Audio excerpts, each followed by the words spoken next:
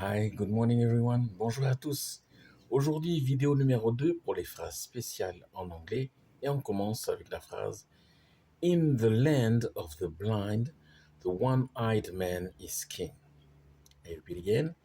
In the land of the blind, the one-eyed man is king. Si je traduis, ça veut dire au pays des aveugles, le borgne est roi. Qu'est-ce qu'un borgne? C'est quelqu'un à qui il manque un œil. Cette expression, cette phrase veut tout simplement dire que dans une personne qui a peu de compétences, qui a peu de capacités intellectuelles, peu de connaissances, peut sembler être un génie, peut sembler être un leader puissant parmi des personnes qui n'ont aucune connaissance du tout. Voilà. Number two. Number two, actions speak louder than words. Actions speak louder than words. Si je traduis, ça veut dire les actes parlent plus fort que les mots. Ok? Ça veut dire que les actes parlent mieux que les mots.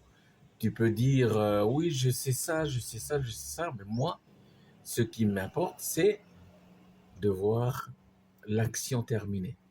Tant que tu ne construiras pas une maison, par exemple, tu ne pourras pas dire moi, je sais construire une maison. Vous voyez? Voilà. Actions speak louder than words. Louder, ça veut dire plus fort, plus audible. Ok, on entend mieux. Voilà, number three. Slow and steady wins the race. Slow and steady wins the race. Si je traduis, ça veut dire doucement, mais sûrement, on gagne la course. Ok? Ça veut dire tout simplement que le succès ne vient pas vient avec de la persistance, avec de la patience, avec beaucoup d'équilibre, ok. Ça ne sert à rien de se précipiter ou d'être arrogant parce que le succès vient avec de la persévérance, ok. Donc tout doucement, mais sûrement. Voilà, comme dit cette expression-là. Number four, bigger fish to fry, bigger fish to fry. Ou vous pouvez rajouter right now I have bigger fish to fry. Si je traduis, ça veut dire quelque part, ça veut dire j'ai pas que ça à faire. Ok. Mais si je traduis littéralement, ça veut dire beaucoup de poissons à faire frire, à faire cuire. Ok. Mais en fait, ça veut dire tout simplement j'ai d'autres chats à fouetter, j'ai d'autres choses plus importantes à faire que de, par exemple, discuter avec toi. Voilà. Okay, that was number four. Number five now. My way or the highway. My way or the highway. Vous pouvez rajouter même It's my way or the highway. Souvent, c'est une personne autoritaire qui parle comme ça, un papa, par exemple, qui est autoritaire, qui dit comme ça. C'est ma façon ou rien. Ok, c'est ça ou rien. Ok, si je traduis littéralement, ça veut dire c'est mon chemin, c'est ma route, sinon c'est l'autoroute. Vous voyez? Voilà. Donc, soit c'est ça, soit c'est rien. Voilà. Number six. Number six, chance ou bien chance favors the prepared mind. Chance favors the prepared mind.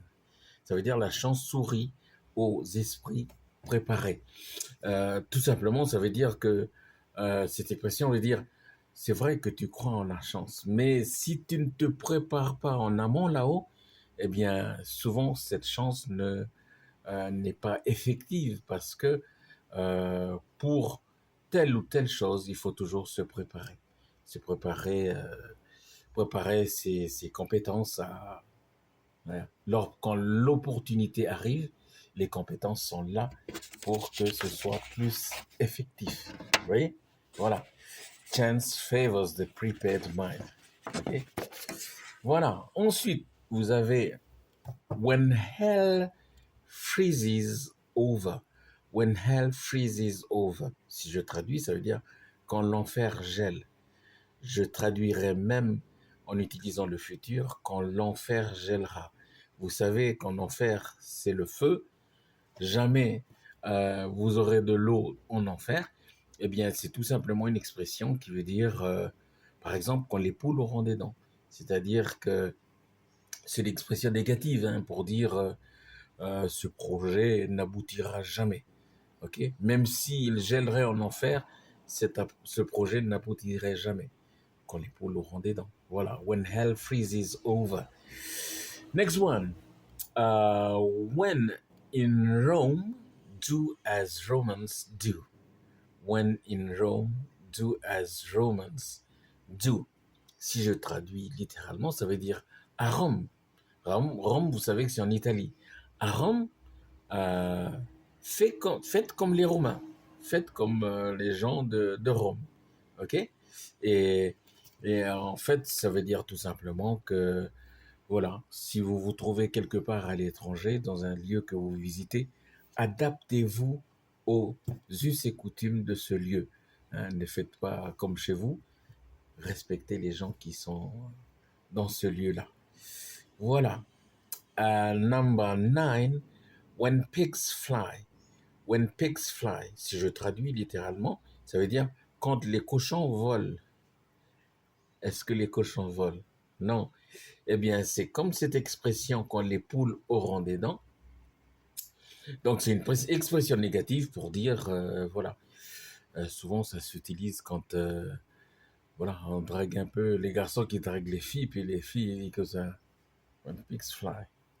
Quand les poules auront des dents, je vais être sûr. Voilà. Attention, ne dites pas que c'est moi. Hein. Voilà. Number 10, and this is the last one. Number 10, not my first rodeo. Not my first rodeo. Si je traduis mot à mot, ça veut dire ce n'est pas mon premier rodéo. Eh bien, tout simplement, c'est cette expression on utilise quand vous faites quelque chose et puis il y a une personne qui pense que vous ne savez pas faire la chose, hein, alors que vous pensez vraiment que vous savez le faire, vous dites not my first rodeo pour lui dire j'ai l'expérience pour ça, je l'ai déjà fait, donc, donc voilà. Au lieu de lui dire d'argumenter, voilà, j'ai beaucoup d'expérience, je vous dis tout simplement pour couper court, not my first rodeo. That's enough for today. Thank you very much. Bye. Have a good day.